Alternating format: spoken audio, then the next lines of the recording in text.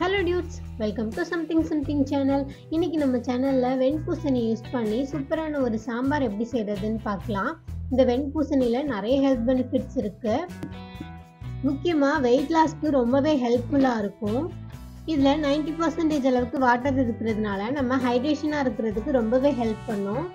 அதே மாதிரி இதில் இருக்கக்கூடிய விட்டமின் சி நம்மளோட இம்யூன் சிஸ்டம் பூஸ்ட் பண்ணும் அண்ட் டைஜஷனுக்கும் ரொம்பவே ஹெல்ப்ஃபுல்லாக இருக்கும். ஸோ இந்த வெண்பூசணி கண்டிப்பாக உங்களோட ஃபுட்டில் ஆட் பண்ணிக்கோங்க.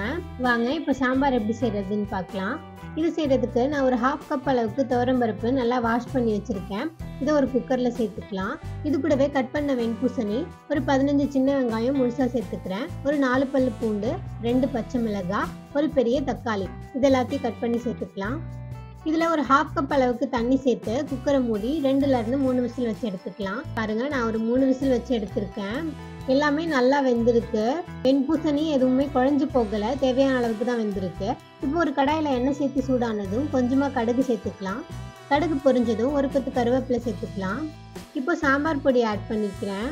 இது வீட்டிலே செஞ்ச சாம்பார் பொடி. இதோட ரெசிபி நான் அப்புறமா ஷேர் பண்ணுறேன். சாம்பார் பொடி ஆட் பண்ணி லைட்டாக வதக்கிட்டு நம்ம வேக வச்ச பருப்பு வெண்பூசணிலாம் இருக்கு இல்லையா, அதை இது கூடவே சேர்த்து நல்லா வதக்கிக்கலாம். இப்போ தேவையான அளவுக்கு தண்ணி உப்பு சேர்த்துட்டு நல்லா மிக்ஸ் பண்ணி ஒரு 2 நிமிஷம் கொதிக்க வைக்கலாம். உங்களுக்கு எந்த திக்னஸில் வேணுமோ அந்த அளவுக்கு நீங்கள் தண்ணி சேர்த்துக்கலாம். எங்களுக்கு கொஞ்சம் தண்ணியாக இருந்தால் பிடிக்கும். ஒரு 2 நிமிஷம் கொதிச்சதுக்கப்புறம் 2 ஆஃப்ரிக்கன் மல்லி கிள்ளி சேர்த்துக்கிறேன். இப்போ இதை நல்லா மிக்ஸ் பண்ணிவிட்டு ஸ்டவ் ஆஃப் பண்ணிடலாம். அவ்வளோதான், சூப்பரான வெண்பூசணி சாம்பார் ரெடி ஆயிடுச்சு. ரொம்ப சிம்பிளான ரெசிபி தான். இந்த சாம்பார் மட்டும் இல்லை, நீங்கள் எந்த வெஜிடபிள் போட்டு சாம்பார் வைக்கணுன்னாலும் இந்த மெத்தடில் வச்சிங்கன்னா ரொம்ப சீக்கிரமாகவே வச்சு முடிச்சிடலாம்.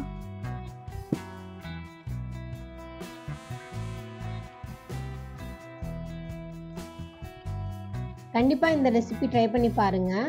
ட்ரை பண்ணி பார்த்துட்டு எப்படி இருந்துச்சுன்னு கமெண்ட்டில் சொல்லுங்கள். இது மாதிரி இன்ட்ரெஸ்டிங்கான வீடியோஸ்க்கு நம்ம சேனலை மறக்காமல் சப்ஸ்கிரைப் பண்ணிடுங்க. தேங்க்யூ.